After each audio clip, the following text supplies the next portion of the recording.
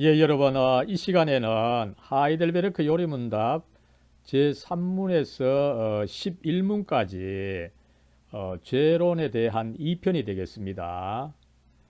지난 시간에는 이 죄론의 그 앞부분을 다루면서 이 하이델베르크 요리문답이 소요리 문답이나 특별히 이 개혁교회의 그 후대에 발전된 이 전적 타락설이라든지 이런 그 후대의 죄론보다도 조금 더 부드러운 죄론을 가르치고 있다. 이것을 한번 살펴봤고요.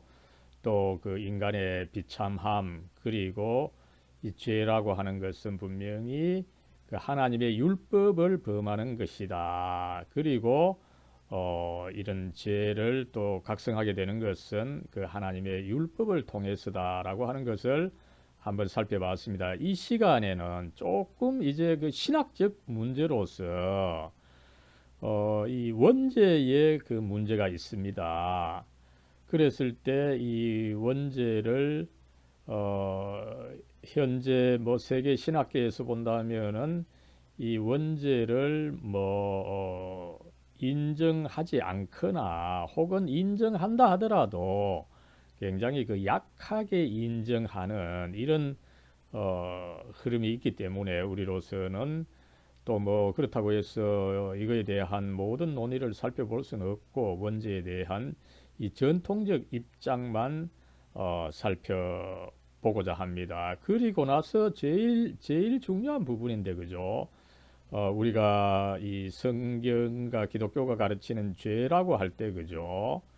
굉장히 그것을 낭만적으로 생각을 하고 있는 경우가 있습니다. 그러나 이 하이델베르크 요리문답은 이 죄는 분명히 그 고의적인 것이다. 인간이 의도적으로 교묘하게 그 저지르는 어떻게 본다면 죄질이 매우 나쁜 죄다. 이것을 분명하게 이야기하고 있는 것을 한번 살펴보겠고 마지막으로 그러나 이 기독교는 죄로 끝나는 것이 아니라 복음으로 끝나죠. 율법으로 끝나는 것이 아니라 이 복음으로 끝나게 됩니다. 그래서 마지막으로 이 측면을 한번 살펴보도록 하겠습니다. 예, 여러분, 그러면 먼저 원죄의 문제를 한번 살펴보도록 하겠습니다. 여러분, 하이델베르크 요리 문답도 그렇고 웨스트민스터 소요리 문답도 그렇죠. 아니면 뭐 대부분의 요리 문답은 사실은 현재 인간, 현재 나의 상태의 어떤 그 문제를 다루면서 그 원인을 이제 살펴보는 식으로 전개가 되고 있습니다. 그랬을 때 이 하이델베르크 요리문답에서는 그 인간의 죄와 그 공경을 이미 그 이야기를 한 바가 있습니다. 그죠? 그랬을 때 그러면은 내가 이렇게 지금 선을 제대로 알 수 없고 악행만 이 저지르게 된다라고 할 때 이것이 나의 책임이냐 아니면 또 어떻습니까 그죠? 또 어떤 사람은 하나님께서 그렇게 창조해서 그렇게 된 것이 아니냐 인간을 악하게 창조하신 것이 아니냐 이렇게 문제를 제기할 수가 있는데 하이델베르크 요리문답은 그렇지 않다라고 하는 것을 그 앞에서 그 천명한 것을 우리가 한번 살펴봤습니다. 뭐 다시 말씀을 드리자면은 하나님께서는 인간을 그 하나님의 형상으로 참된 의와 거룩함을 주셨다 그죠? 이것을 제 6문에서 이야기를 했습니다. 그래서 우리가 우리 스스로 살아가지 않고 우리 스스로 살아간다면 우리가 어떤 이 절대적인 도덕의 기준을 알지 못하다 보니까 결국은 이 악하게 되는 이 현실이 있는 거죠. 그래서 원래는 이 하나님과의 관계 안에서 살아가도록 그렇게 창조를 해 주셨다는 것입니다. 그래서 이 육문에서 그 계속되는 내용을 보면 그죠. 하나님을 정말 바로 알고 사랑하고 그죠? 영원한 축복, 이 지복 가운데서 살도록 하나님을 그리고 하나님을 찬양하도록 해주었던 사실이 있습니다. 그죠? 그러나 어떻습니까? 현재 뭐 나를 포함하는 인간 일반이죠. 그죠? 이 현재 인간은 본질적으로 이 하나님과 이웃을 미워하는 성향이 있다. 이것을 이미 제 5문에서 밝혔고요. 그죠? 그랬을 때 그 원인은 하나님께 있지 않고 이 인류의 시조였던 아담과 이 하와, 그죠? 뭐 통속적으로는 이브라고 알려져 있는데 여러분 원래 이 하와가 이제 뭐 영어로 발음이 되면서 에바 또 이것이 이제 이브 영어 발음이 굉장히 조금 뭐라 그럴까요? 조금 뭐 탈락하고 쉽게 되면서 어떻게 보면 발음이 좀 이 본래 모습을 잃어버린 상태로 영어 발음이 발전되어 왔기 때문에 원래 하와인데 영어에서는 이브라고 발음하고 있죠. 똑같은 이름입니다. 그랬을 때 이 아담과 하와의 그 죄와 타락이 결국은 현재 인류의 이 죄와 타락의 원인이다. 그죠? 이렇게 이제 설명하고 있는 것입니다. 여기서 이제 원죄의 개념이 나온 거죠. 조금 더 정확하게 말하면 어떻습니까? 그죠? 이 아담과 하와가 그 하나님의 명령, 그죠? 에덴 동산에 있는 모든 나무의 열매는 먹을 수 있지만, 그러나 단 하나, 이 선악을 알게 하는 나무, 선악과 열매는 먹지 말라. 이것을 하나님께서 이제 명령해 주셨습니다. 인간에게 모든 것은 가능하지 않고, 그죠? 다만 이런 한계가 네게 주어져 있으니까 이 한계 안에서 자유를 마음껏 누려라. 이렇게 이제 하나님께서 명령을 하셨습니다. 그러나 아담과 하와는 그 하나님의 은혜로운 명령을 지키지 못했고, 그죠? 그러다 보니까 결국은 타락을 하게 되고 원래 하나님께서 주셨던 그 의와 거룩함을 상실하고 결과적으로 하나님과의 그 관계로부터 끊어지게 되었다. 이것이 곧 원죄다. 그죠? 원죄라고 할 때 단순히 어떤 그 아담과 하와의 범죄뿐만 아니라 그 결과로부터 일어난 일들, 그죠? 뭐 궁극적으로는 하나님과의 그 관계가 끊어진 일, 이것까지 이제 원죄라고 이제 볼 수가 있겠습니다만, 그죠? 그랬을 때 뭐 아무쪼록 이것이 이제 원죄다, 오리지널 신이다, 그죠? 근원적인 죄다. 이렇게 이야기를 하면서 이 근원적인 죄가 결국은 후손에게 전달되었다. 이렇게 이야기를 해온 바가 있습니다. 그렇다면 그 전달됐다고 할 때 그것이 도대체 과연 구체적으로 어떻게 전달이 되었느냐, 그죠? 전통적으로, 그죠? 개신교 뭐 일반 특별히 이제 또 이 교리를 따지는 이 개혁교회 장로교회에서는 뭐 대표적으로 이 유전설 그리고 이제 대표설을 따라왔다. 이것을 우리가 이야기할 수가 있겠습니다. 그렇다면 여러분 이 유전설은 뭡니까, 그죠? 먼저 이 하이델베르크 요리문답은 이 개혁교회 전통에 따라서 유전설을 따라서 이 원죄가 전달되었다 이렇게 설명을 하고 있습니다. 그랬을 때 아담과 하와가 죄를 범했죠. 그랬을 때에 이제 그의 모든 후손들이 이제 그 본성이 타락하게 되었고 모두가 죄 가운데 잉태되고 출생이 되었다. 죄 가운데 잉태되고 출생이 되었다라고 함으로써 유전적으로 처음 인간이었던 아담과 그 하와의 그 죄 원죄를 이어받게 되었다. 이것을 이야기를 하고 그죠. 또 소요리 문답 제16문도 보면은 모든 사람은 일반적 탄생 과정이다. 그죠. ordinary generation이다. 이런 표현을 쓰고 있습니다만 그죠.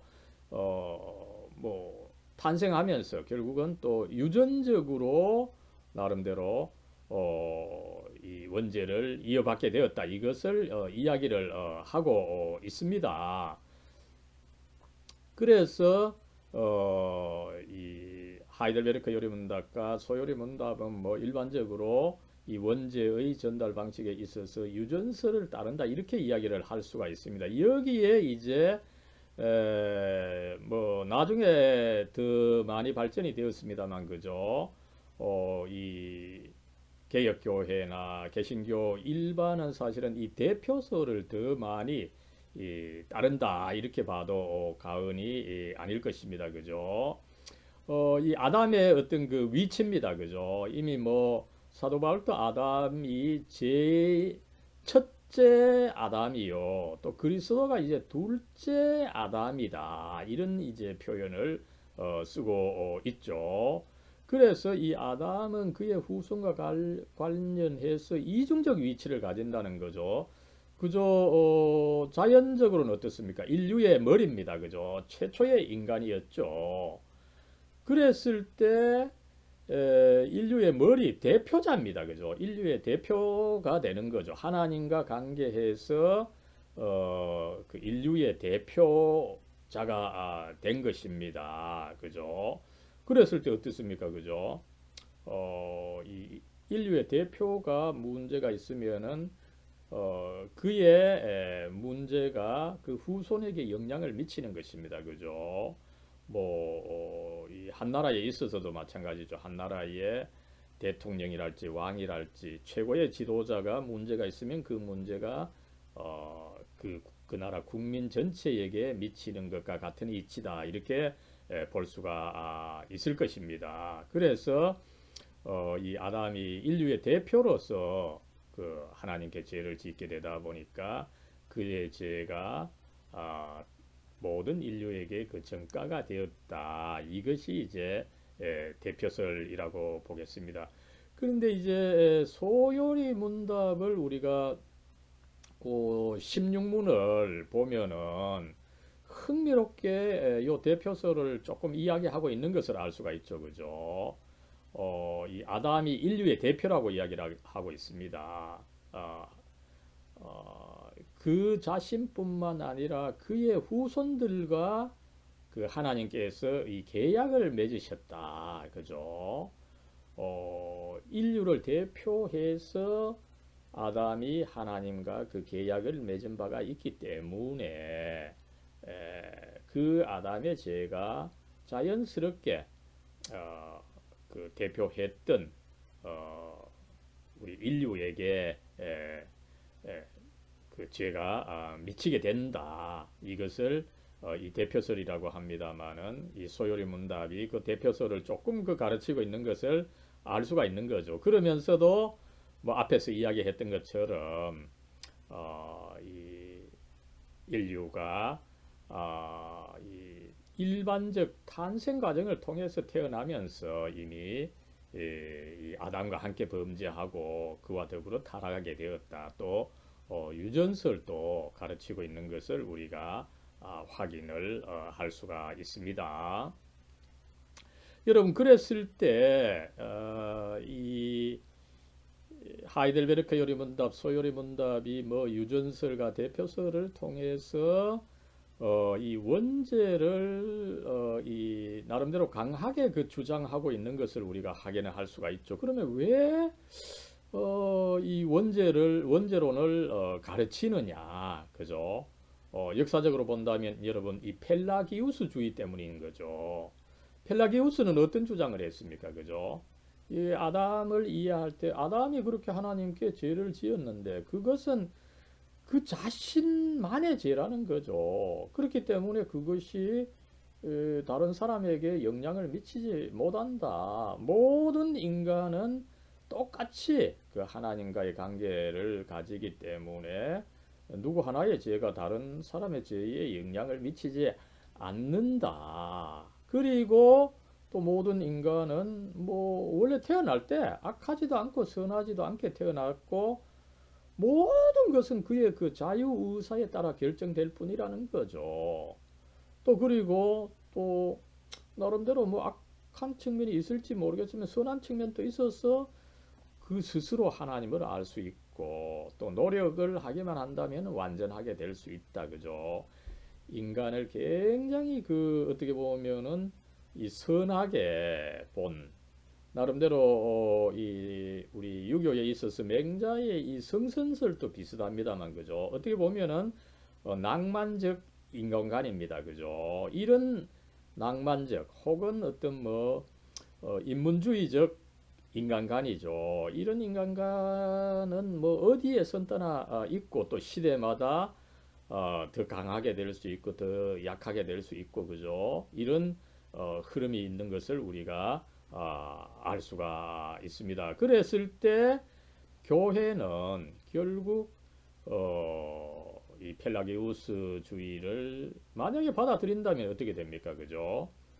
어, 유아 세례가 불필요하게 되는 거죠. 그죠? 모든 인간 뭐 죄가 없고 그죠?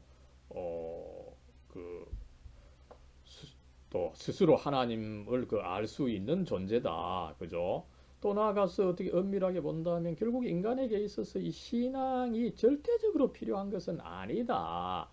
이런 이 결론을 얻게 되는 거죠. 그래서 교회는 일찍부터 그죠? 이 펠라기우스주의가 나왔을 때 이미 어거스틴이 성그 아우구스티누스가 이미 그 회의를 열고 해서 이단으로 정제가 되었습니다. 그러나 여러분 인간이 선하다 그죠? 이것은 굉장히 그 인간에게 어필하는 메시지입니다. 그죠? 그래서 이 펠라기우스주의가 교회에 이렇게 저렇게 살금살금 들어오게 됩니다. 그러다 보니까 이 가톨릭 교회는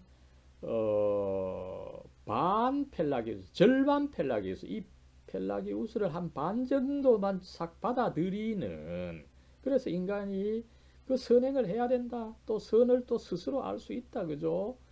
가톨릭 교회에서는 그 인간의 그 선행을 해야 그것과 은혜가 합쳐서 결국은 구원을 받는다. 그리고 그 선행이 부족하면 천국에 가지 못하고 연옥에 가게 된다. 이런 교리를 가르치다 보니까 과거에 이 가톨릭 교회가 어거스틴과 더불어서 펠라기우스를 이단으로 정죄했지만 이것을 조금 한 절반 정도를 받아들여서 가톨릭 교회는 반 펠라기우스주의다 이런 그 명칭을 쓰고 있습니다. 그랬을 때에 여러분 이 펠라기우스의 입장이 개신교에도 이렇게 저렇게 들어오고 그죠?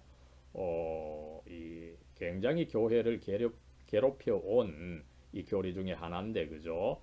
그랬을 때 흥미롭게도 이 세계 교회 중에서 이 개혁교회 장로교회는 펠라기우스를 어느 다른 교단보다 루터파 어떻게 본다면 루터파 감리교는 이 펠라기우스주의를 그렇게 강력하게 물론 부정하지만 강력하게 부정하는 입장은 아니다. 이렇게 볼 때 개혁교회는 이 펠라기우스주의를 강력하게 부정하면서 그 반대 논리로서 전적 타락설을 주장해온 이런 역사가 있는 것을 우리가 한번 살펴볼 수가 있습니다. 여러분 그 다음에 이제 우리가 주요하게 살펴봐야 될 부분이 바로 이 죄의 고의적 성격입니다. 먼저 보면은 그죠? 이 죄라 그 하이델베르크 요리문답 물론 뭐 성경도 그렇게 가르친다고 봅니다만 죄가 우연히 그죠? 인간이 살아가면서 뭐 우연히 생긴 거 혹은 환경에 의해 수동적으로 생긴 것이 아니다. 그죠? 환경에 의해 수동적으로 생긴다.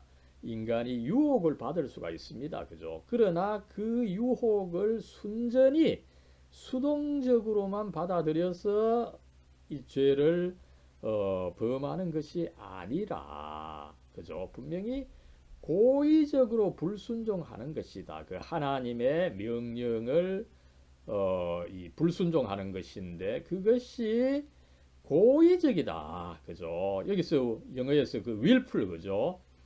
제멋대로 혹은 여러분 이 의도를 가지고 혹은 또 뭡니까? 계획적으로라고 하는 뜻이 있습니다. 그죠? 여러분 이 법학에서 이 범죄의 성립 요건 가운데 그 의도 혹은 또 나아가서 계획성이 있느냐 없느냐, 이것이 범죄를 판단함에 있어서 가장 중요한 요건입니다. 그죠? 의도가 이미 강하게 있었고 그 범죄 의도를 실천하기 위해서 계획을 세웠다라고 할 때 그 분명히 범죄가 된다라고 하는 것을 뭐 법에서도 이야기를 하고 있습니다만, 그죠? 그랬을 때 하이델베르크 요리문답은 이 아담과 하와의 죄가 그저 우연히 범한 죄가 아니다. 고의적으로 의도를 가지고 불순종한 죄로서 아주 나쁜 죄질의 죄다. 이것을 판정을 하고 있기 때문에 도대체 이 고의적 불순종이 과연 어떻게 성립했느냐 하는 것을 우리가 한번 살펴보는 것이 굉장히 그 중요한 부분입니다. 여러분 다시 말씀을 드리면 어떻습니까? 그죠? 하나님께서는 인간에게 하나님의 법을 따를 수 있는 능력을 주셨어요. 그런데 그 능력을 오히려 반대로 쓰는 거죠. 하나님을 고의로 거스르는 데에 그 능력을 써서 내가 이런 능력이 있다. 그죠? 이 능력을 스스로 그 확인하고자 하면서 스스로 하나님 없이 살아갈 수 있는 존재로 나아가서 어떻습니까? 자기 스스로 신처럼 되고자 하는 거죠. 이 인간의 근본적인 이 교만입니다. 그죠? 그랬을 때 그것이 어쨌든 뭐 이 악마의 그 마귀의 유혹을 받고서 그렇게 되고 또 그 하나님의 법을 경시하고, 그죠? 그래서 이 고의로 이 하나님의 법을 어기게 되는 과정이 생기게 되는데 이것을 우리는 이 아담과 하와가 범한 이 처음의 죄에서 분명하게 드러나기 때문에 이것을 한번 주요하게 살펴보고자 하는 것입니다. 여러분, 이 죄의 고의적 성격을 우리가 이해하는 것이 굉장히 필요합니다. 왜냐하면은 이 전통적 기독교에서는 죄론을 굉장히 강조했습니다만 현대로 올수록 또 루터교나 감리교에서 이 죄론을 또 중시하지 않는 이런 경향이 있고, 그죠?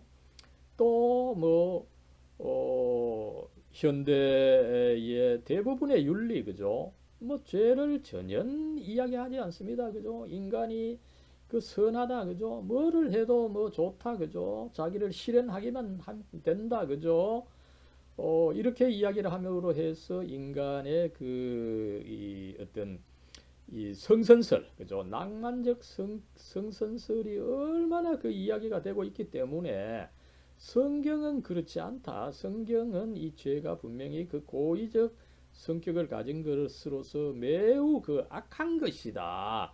이것을 가르치고 있는 것을 우리가 한번 확인할 필요가 있다는 것입니다. 예, 여러분,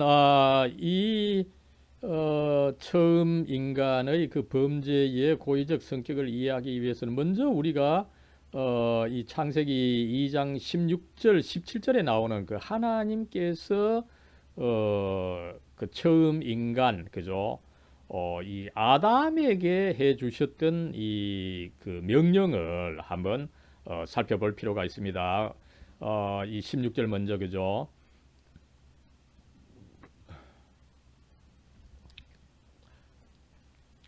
여호와 하나님이 그 사람에게, 여기서 여러분 그 사람이라고 하는 것은 사실은 그 아담입니다. 그죠? 아담이 곧 사람을 의미하죠. 그죠? 그 사람에게 명하여 이르시되 동상 각종 나무의 열매는 내가 임의로 먹되 선악을 알게 하는 나무의 열매는 먹지 말라. 내가 먹는 날에는 반드시 죽으리라 하시니라. 그죠? 여러분, 이 명령을 제가 뭐 앞에서 한번 말씀을 드렸죠. 그죠? 은혜롭지만 엄중한 명령이다. 그죠? 은혜롭습니다. 왜 그렇습니까? 그죠? 에덴 동산의 그 19개의 나무 열매는 먹어도 좋다. 다만 한 개 먹지 마라. 네가 인간으로서 좀 한계를 지켜야 된다. 이렇게 이제 하나님께서 그 한계를 정해 주셨는데 사실은 굉장히 그 은혜롭게 이 한계를 정해 주신 것을 알 수가 있습니다. 그죠? 그런데 인간이 이 은혜로운 명령을 과연 어떻게 어기게 됩니까? 그죠? 먼저 여러분 뭐 다시 한번 우리가 그 하나님의 명령이 관대하지만 엄중한 명령이었다. 그런데 문제는 어떻습니까? 그죠? 이 하나님의 명령이 오히려 인간의 죄성을 자극하는 어떤 그 아이러니 같은 것이 생기는 거죠. 왜 그렇습니까? 그죠? 생각해 보십시오. 여기서 하나님께서 99개의 이 모든 열매는 먹을 수 있는데 네가 하나 먹지 마라. 이러면 어떻습니까? 그죠? 그 단 하나가 도대체 뭐길래 하나님께서 저렇게 금하셨느냐. 그죠? 여러분, 이 남의 사과가 맛있게 보인다. 그죠? 금지된 것이 더, 맛있고, 그죠? 더, 어떤 이 스릴이 있는 이런 성격이 있는 것입니다. 그죠? 그러나 어떻습니까? 그죠? 이 아담은 나름대로 하나님의 명령을 직접 들었어요. 그런데 여기서 아마 하와는 하나님으로부터 직접 들은 것이 아니라 이 명령을 아담으로부터 그죠? 들었을 가능성이 그 많은 거죠. 그러니까 이 하와로서는 아담보다 그 명령의 엄중성에 대해서 덜 느끼고 있었다. 이것을 먼저 우리가 한번 생각할 수가 있는 거죠. 아무튼 이 하나님께서 금지하셨는데 그 금지한 것이 더 맛있게 좋아 보이는 이런 문제가 발생했고 그죠? 여러분 그럴 때에 이 그 유혹자가 마귀는 그것을 잘 아는 거죠. 그죠? 그걸 가지고 싹 유혹을 하는 것입니다. 환경이 유혹을 하는 거죠. 그죠? 물론 뭐 뱀으로 표상이 됐지만 뱀 외에 다른 것도 사실은 그 유혹을 할 수 있었음을 우리가 알 수가 있는 것입니다. 그죠? 그럴 때 이제 이런 유혹에 여자가 빠졌습니다. 여러분 여자가 빠졌다고 할 때 뭐 여성의 어떤 그 특징이 발동했다기보다는 앞에서 제가 말씀드렸죠. 이 원초적인 명령이 하와에게 주어진 것이 아니라 그 남자, 그 사람, 아담에게 먼저 주어졌고, 어떻게 본다면은 하와는 아담으로부터 이 명령을 받았기 때문에 하나님으로부터 직접 명령을 받았던 이 아담보다 이 하와가 이 명령의 준엄성을 좀 약하게 생각했다. 이렇게 볼 수가 있는 것입니다. 그럴 때 이제 이 뱀의 유혹을 받은 거죠. 그랬을 때 뱀은 어떻게 유혹했습니까? 그죠? 하나님이 인색한 분이다. 그죠? 이 동산의 모든 나무 열매를 먹지 말라고 한 것이 아니냐? 먹으라고 하셨는데 먹지 말라고 한 것이 아니냐? 이렇게 부정적으로 그 하나님이 인색한 분이라고 하는 것을 싹 그 의도에 두고 이 뱀이 하와를 유혹했던 사실이 있었던 거죠. 또 나아가서 어떻습니까? 그죠? 뱀은 뭐 자기가 그렇게 할 수도 없는데 약속을 하죠. 네가 선악과 나무 열매를 먹으면은 선과 악을 분리할 수 있는 그 지혜를 얻을 수 있다. 그죠? 어, 그렇게 이제 유혹을 하니까 유혹에 넘어갈 수밖에 뭐 없었다. 이렇게 볼 수가 있겠죠. 그리고 나서 또 어떻습니까? 그죠? 이 여자가 그렇게 한 것은 하나님의 법을 범했고, 그래서 벌을 받는다라고 하는 그 두려움에 빠진 나머지 어떻습니까? 자기의 죄가를 경감시키고자. 먼저는 어떻습니까? 뱀이 유혹해서 내가 먹었습니다. 그죠? 순전히 내 잘못이 아닙니다. 뱀에게도 잘못이 있고, 나아가서 또 어떻습니까? 그죠? 그 남자, 그 아담에게 그 선악과 열매를 줘서 또 공범으로 만들죠. 이렇게 모든 과정이 굉장히 고의적이고 그 주도 면밀하게 그 행했다. 그래서 이그 하와와 또 그와 이 동조했던 이 아담의 죄가 그 고의적이다. 이것을 우리가 분명히 알 수가 있는 것입니다. 예, 그랬을 때 여러분 여기서 우리가 다시 한번 이 성경 말씀을 그 중시를 해야 됩니다. 그죠? 여러분 이 성경 말씀이 그 하나님의 영감으로 쓰여졌다. 이렇게 이야기를 하고 있습니다. 그죠? 그렇기 때문에 우리로서는 한마디 한마디 그 의미가 있다는 것을 알고 그 의미를 좀 캐내고자 노력을 해야 되는 거죠. 그랬을 때 우리는 이 하와가 이 뱀의 유혹에 과연 어떻게 넘어갔느냐, 그죠? 이것이 여러분 이 창세기 3장 그 2절과 3절에 이 뱀의 유혹에 넘어가서 이 하와가 했던 말을 보여주고 있는데, 여기서 우리는 이 죄의 고의적 성격을 더 분명히 알 수 있기 때문에 이것을 다시 한번 이 현미경으로 살펴보고자 합니다. 여기서 세 번역을 제가 인용을 했습니다만, 그죠? 여자가 뱀에게 대답하였다. 우리는 동산 안에 있는 모든 나무 열매를 먹을 수 있다. 그러나 하나님은 아니죠.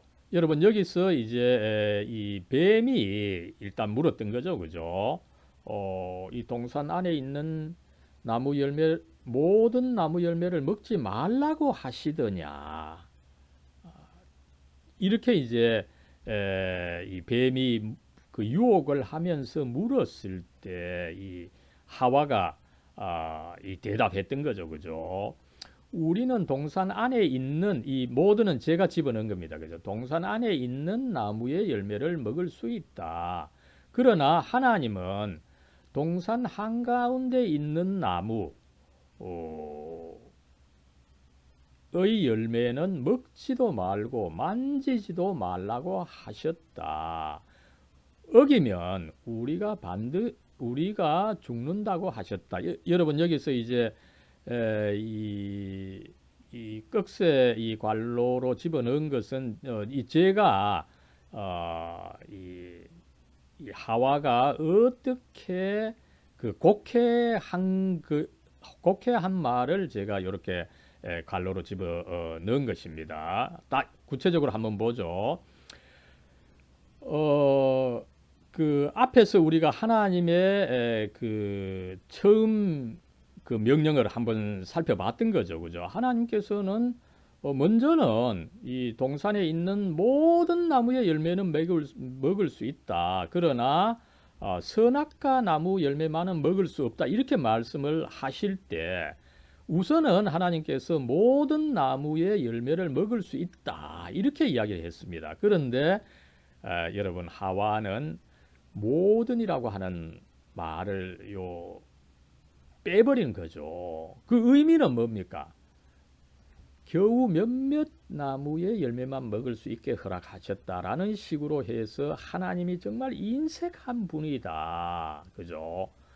어, 뱀이 마귀가 그렇게 유혹했을 때 하와가 그 유혹에 넘어가서 이렇게 하나님께서 모든 나무 열매를 먹을 수 있도록 허락하신 것이 아니라 몇몇 나무의 열매만 먹을 수 있게 하셨다. 이렇게 생각한 나머지 모든을 싹 빼버린 것을 우리가 알 수가 있는 것입니다.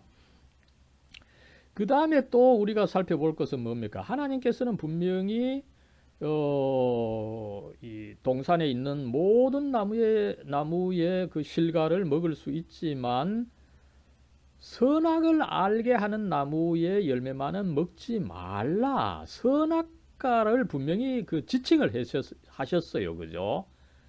근데 여자는 그 나무를 선악과라고 하지 않고 동산 한가운데 있는 나무다. 그죠? 여러분, 물론 이 동산 한가운데 있는 나무, 요걸 앞에서 표현을 한번 쓰긴 해요. 그죠?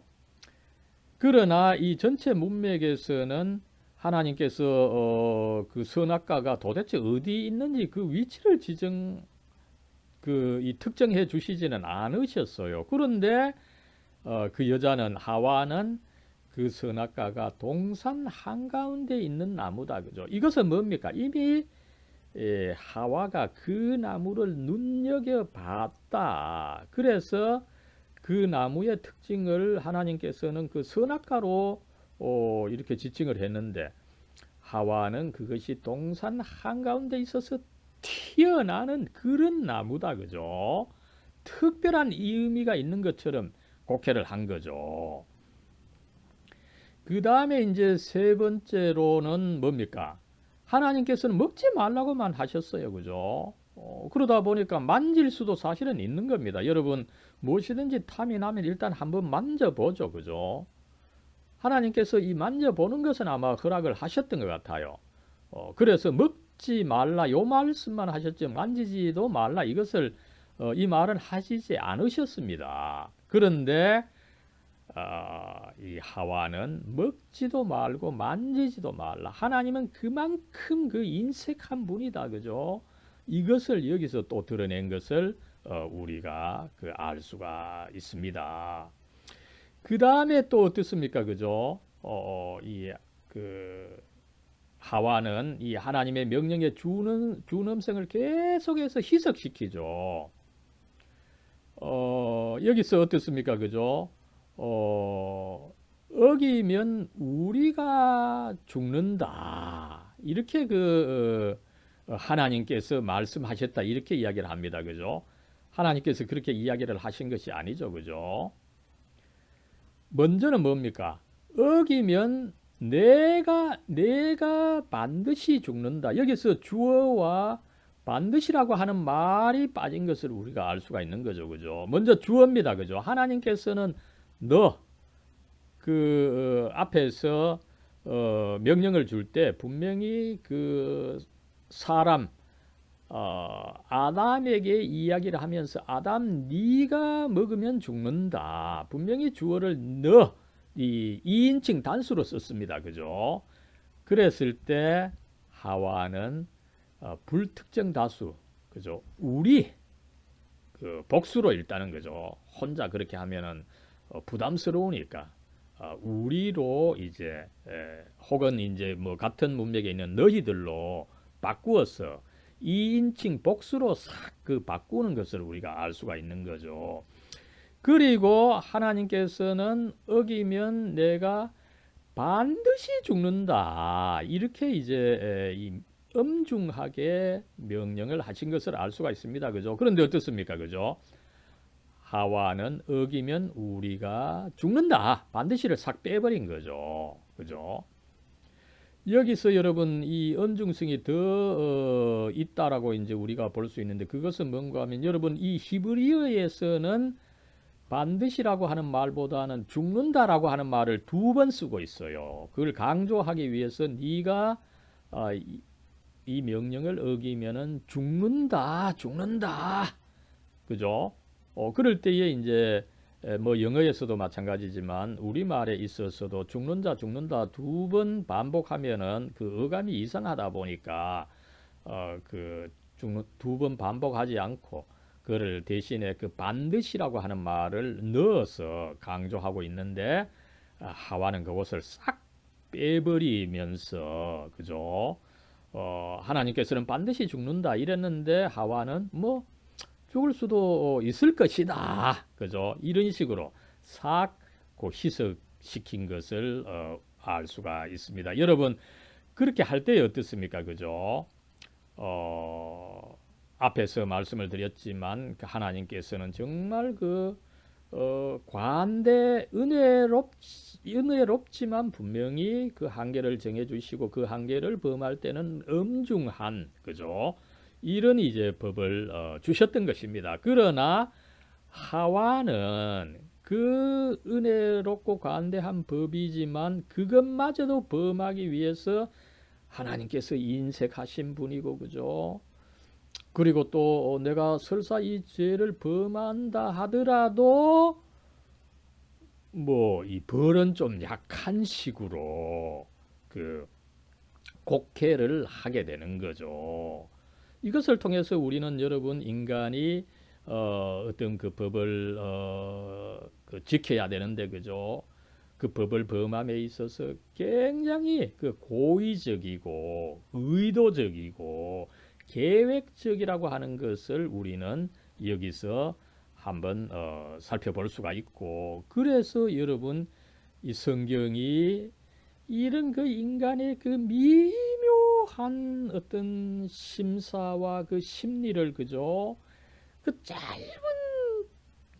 짧은 그 구절들 그죠? 여기서도 뭐 불과 두 절밖에 안 되고 그죠?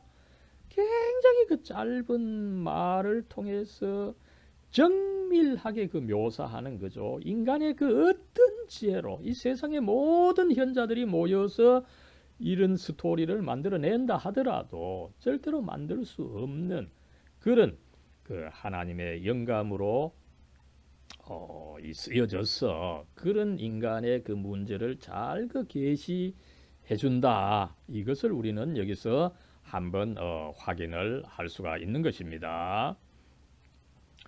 여러분 이렇게 해서 인간은 이 원죄가 있고 이 원죄가 뭐 한편으로 유전적으로 한편으로는 그 아담이 나를 포함하는 인류의 대표자다 보니까 그 대표자로부터 그 원죄가 내게 그 전가되었다. 이것을 우리는 인정할 수밖에 없는 것을 알 수가 있습니다. 그리고 또 하이델베르크 요리문답과 소요리문답은 단순히 원죄뿐만 아니라 실제죄가 있다. 그죠?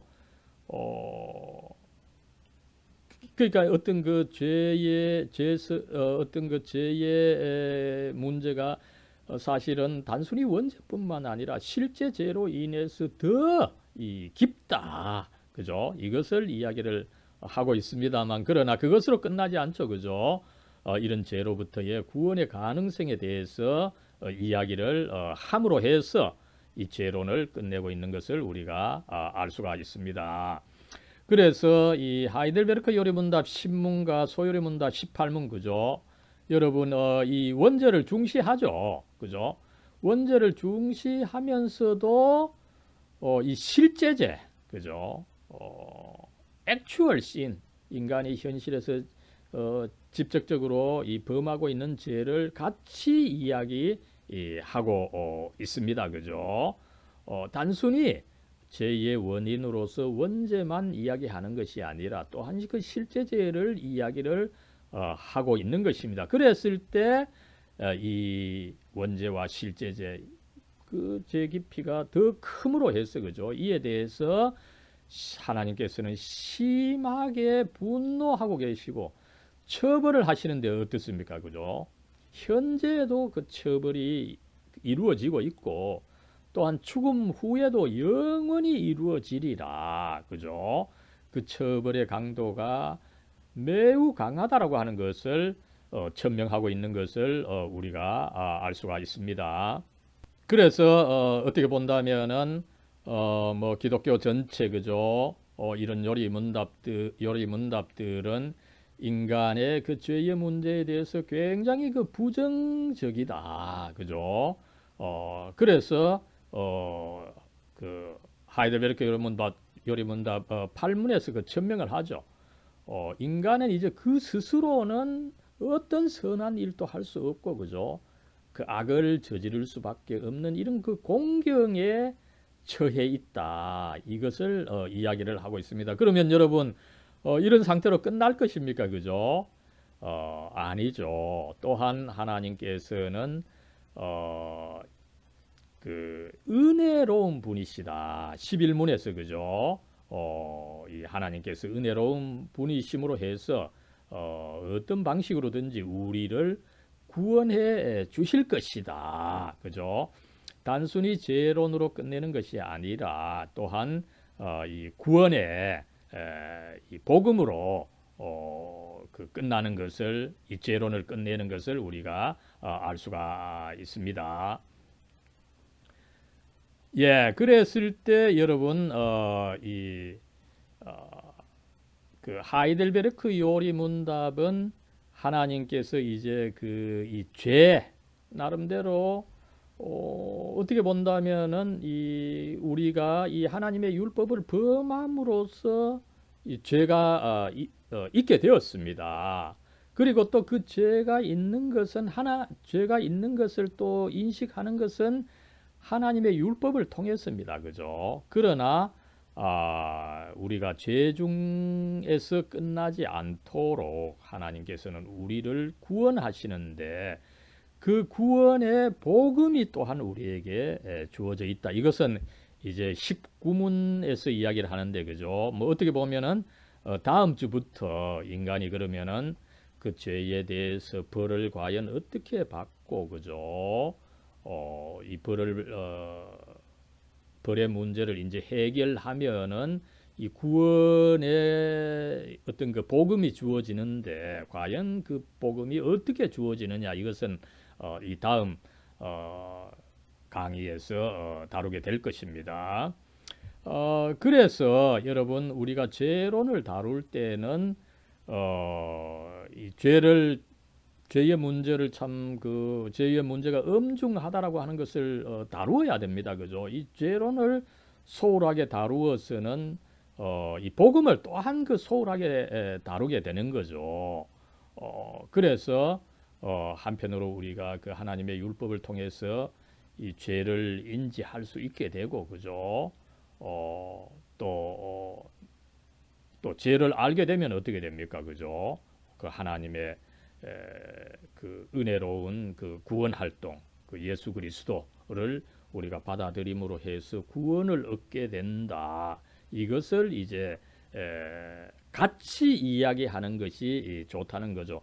죄론을 이야기할 때 무조건 그 죄론만으로 끝내서는 안 되고, 이 엄중한 죄로부터 우리를 구원하시는 그 하나님의 구원 활동을 함께 이야기하는 것이 필요하다. 이것을 가르치고 있는 것을 알 수가 있습니다. 여기에 비해서 여러분, 다른 종교는 어떻습니까? 그죠? 앞에서 이미 언급을 했습니다만은 유교의 그 낭만적 선선설, 그죠? 뭐 우리가 막연하게 선하게 태어났다, 그죠? 열심히 뭐 노력만 하면은 어떤 그 선을 그 행할 수가 있다, 그죠? 그래서 우리들에게 있어서는 그 수행하는 것이 필요하다, 그죠? 이것을 뭐 한편으로 유교도 가르치고 불교도 가르치고, 그죠? 막연하게 인간이 그 선을 행할 수 있음으로 해서 수행만 하면 된다, 그죠?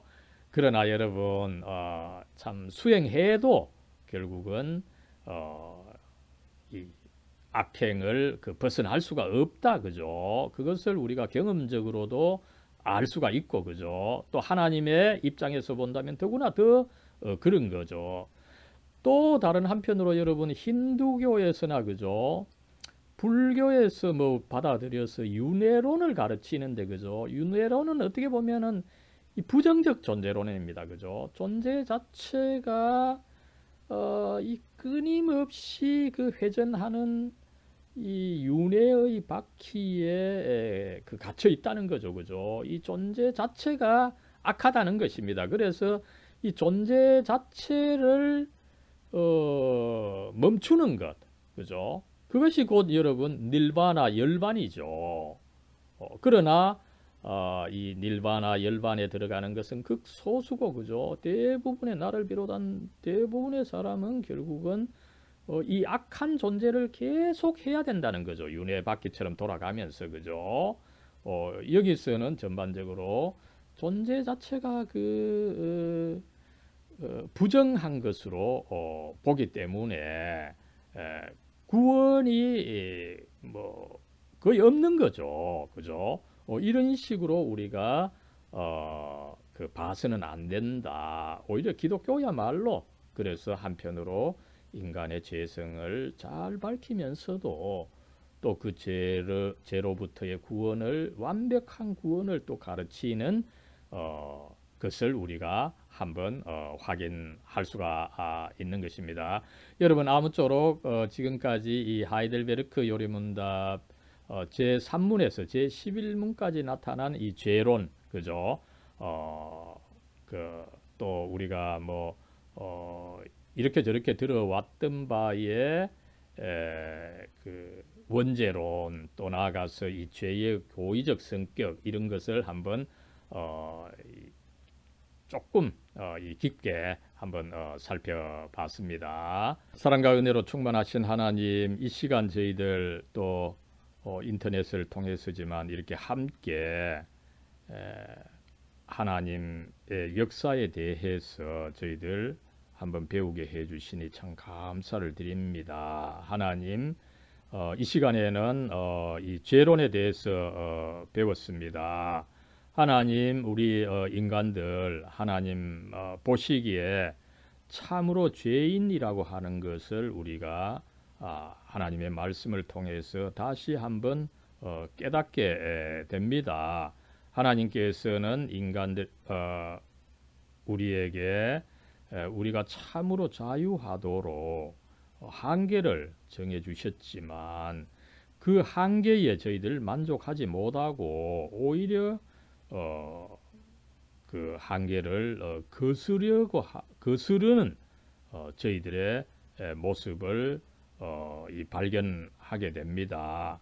하나님 저희들 참으로 하나님 관계 안에서 있을 수 있도록 하나님 축복해 주시고 인도해 주시옵소서. 하나님께서 죄 중에 있는 저희들 사랑해 주셔서 주님의 외아들 예수 그리스도의 공로를 통해서 그렇게 우리를 죄로부터 구원해 주셨는데 저희들 예수님 안에 하나님 안에 있지 않고 다시금 우리가 죄의 유혹을 받게 되고 또 그 과정에서 이 아담과 하와처럼 하나님의 명령을 곡해하고 이렇게 하면서 이 죄를 이 모양 저 모양으로 범하고 있는 저희들입니다. 하나님 주님의 은혜로 주님의 말씀으로 저희들 또 이끌어 주시고 지켜 주셔서 저희들이 더욱더 이런 죄를 또 더 인지하고 하나님께 더욱더 깊게 나아갈 수 있도록 하나님 축복해 주시고 이끌어 주시옵소서. 우리 주 예수 그리스도의 이름으로 간절히 기도드리옵나이다. 아멘.